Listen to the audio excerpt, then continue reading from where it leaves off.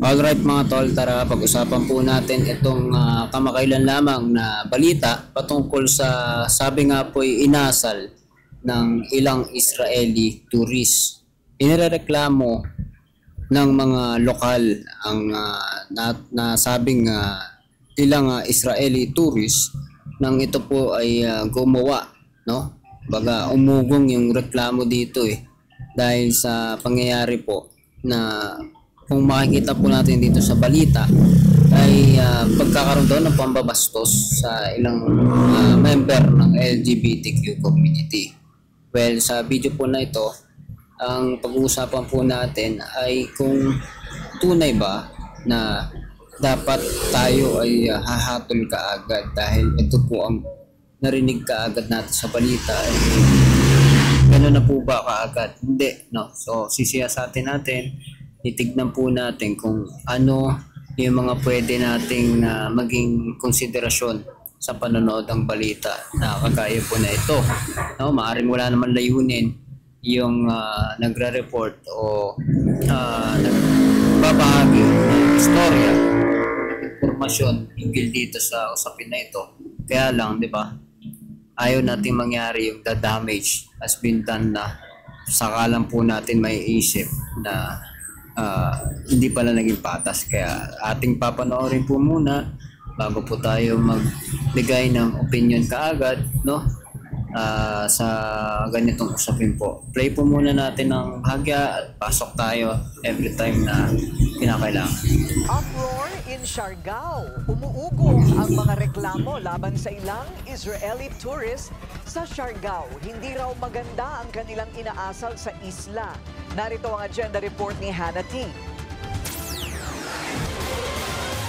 Masyadong disrespectful ang ilang Israeli tourists sa Siargao.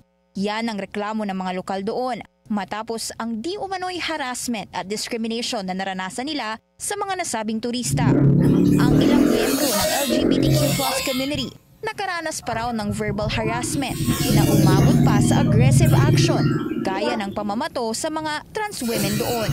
Sa ngayon, deleted ng Facebook post, sinabi ng isang concerned citizen na grabe ang harassment na dinanas nila at imbis na mag-sorry ang mga Israeli, lalo pa raw nito pinalala ang sitwasyon. Alright mga tol, dito sa part na to, no? Ang sabi dito ay merong pagkakaroon ng isang komosyon na kung saan umabot pa sa pambabato. And name it, anything. And expect natin ang pinaka-worst, no? Pambabato. Pagtatapoy, pagdidiskrimina. Ang questionable lang po sa akin dito, kagaya po nito. May nag-post at parang hindi mapapagkilanlan ba?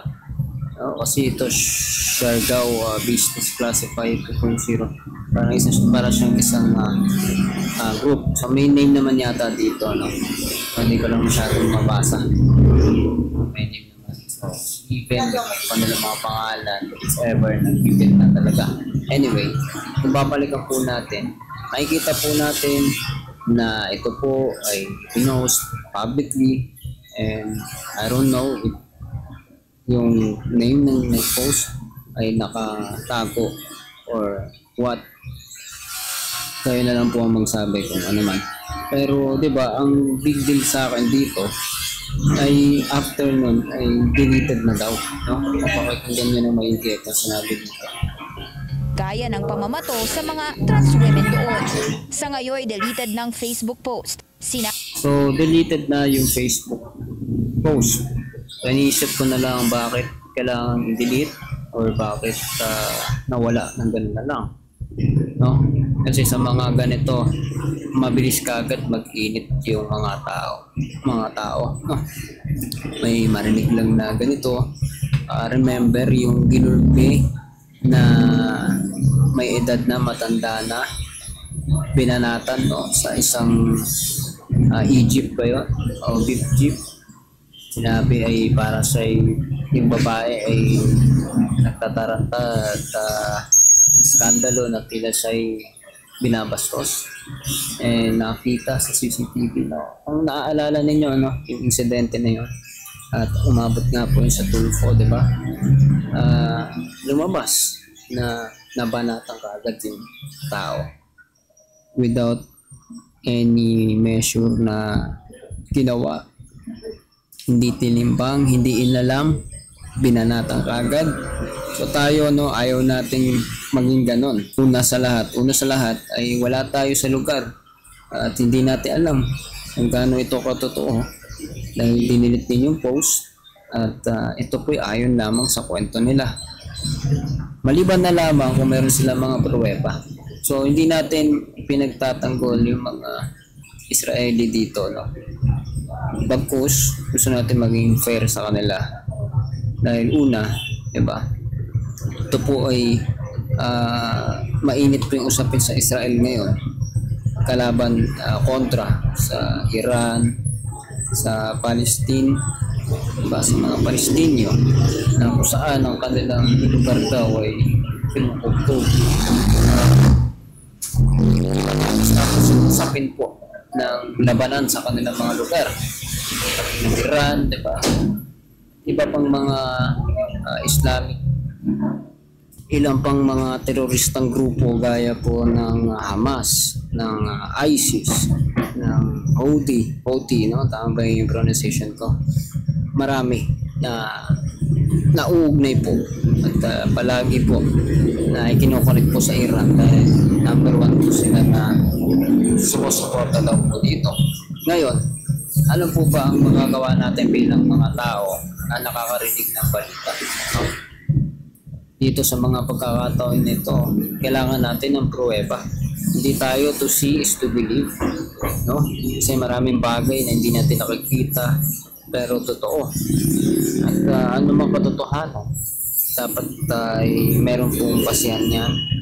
At kung hindi natin nakita, hindi tayo dapat pumatol. Dahil kung titignan nga po ninyo sa comment section dito, no, makikita po ninyo dito, may mga komento na gaya po ng makikita po ninyo dito.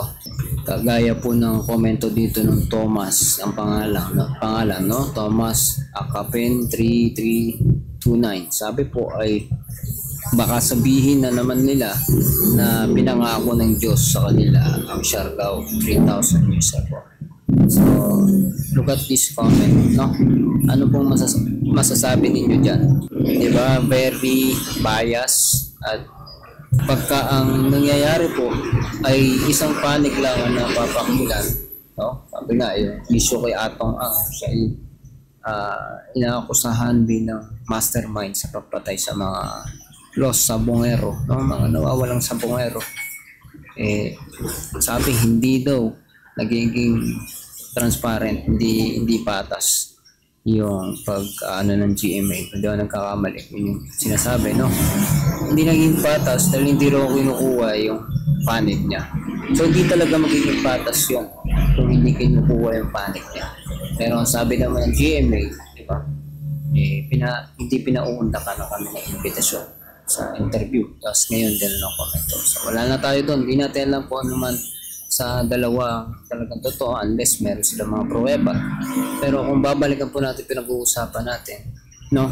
Dito, akala mo naman nandito tong tao na to, no? Itong nag-comment.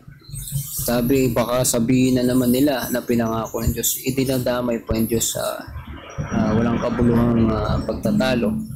Una, Israeli man o Iranian man, sino mang panyaga ng bastos sa ating mga kapwa Pilipino, kailangan ito po ay patunayan na ginawa ito. Baka kasi mamaya nagiging bully na lang din ang ating mga kababayan sa ating mga kapwa, sa ating kapwa-tao, sa mga banyaga na dumadayo po sa ating lugar. Unless it is proven, no, hindi sila magiging guilty dito, ayon na rin po sa batas. Correct me if I'm wrong. Anyway, bago po tayo magtapos, napakalinaw po, napakahalaga maunawaan natin na ito pong mga ganitong klase ng insidente. Pag nakakita tayo ng ganitong klaseng insidente, maging mapagmatsyag tayo, baka mamaya ito po'y propaganda against Israel, no? Especially ang sinasabi po dito yung mga LGBTQ. Marami po sa mga protesta, sa mga pagrarally na kasi kung mag-search nga po tayo, no, tulad po nito, may nakita po ako. Sabi po dito, why do so many LGBT people support Palestine over Israel? No, marami sa kanila, sabi po dito ng mga tao sa comment section, dito sa Reddit. Search na lang ninyo ito, no, siguro, para makita ninyo yung discussion nila. Sinilip ko lang ng konti. No, sabi ay marami daw nagsaside sa Palestine, tulad po niyan, no, over Israel kaysa sa Israel, dahil iisip nila mas ano doon, no, yung pagsuporte nila sa Palestinian ay iniisip na ito ay pagsuporta sa nagigipit o na aaping na mga grupo ng tao. Ako po'y naniniwala, ito po'y alam mo naman kapag gano'n ang mga tao, kaya ang marami views kapag ang content ay pagtulong sa mahirap, ganito, ganyan, awa, lungkot, natatouch, na overwhelmed, kung ano pa mang emosyon na nakapaloob dito. Kung saan nandun po yung emosyon, nandun maraming tao. At ako'y naniniwala, pagdating sa LGBT community, ay magsaside sila kung saan sa tingin nila mas maraming tao. Dahil kung kampi sila sa mas maraming tao, maraming kakampi rin sa kanila dahil kumampi sila dito. While sa kabilang banda, hindi nila alam na lalong mas mabigat po ang pagpanig nila sa anumang Arab or nation kaya po nito, dahil mas maigpit nga po doon pagdating sa LGBT compared sa